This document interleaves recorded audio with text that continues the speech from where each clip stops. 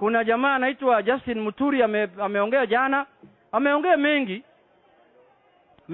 sana, lakini hiyo mengi yapeleke kwa idara ya ujasusi ama kwa EACC wachunguze hiyo maneno, kwa sababu mimi pia nina mengi ya kusema juu yake.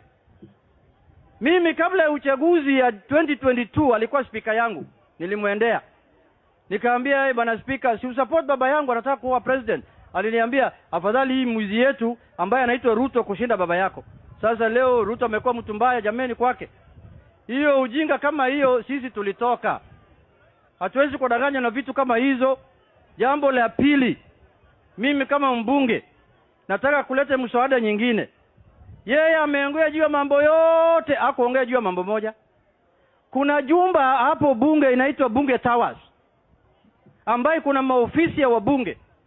Hiyo nyumba wakati tumekaa chini kama wabunge ilikuwa inafaa ijengwe na 6 billion. Wakati Muturi anatoka kwa ofisi, hiyo jumba ilijengwa na 27 billion. Hapo pia afafanulie sisi kidogo ili tujue hiyo jumba imetoka 6 billion namna gani na ikafika 27 billion. Fafanua hiyo pia. Asanteni sana, Mungu awabariki.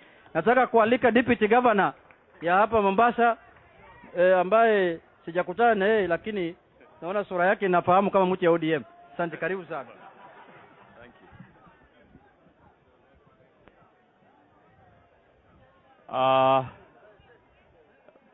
Baba Mheshimiwa Waziri Joho, Chief Kadhi, Governor wa Mombasa, all protocol observed.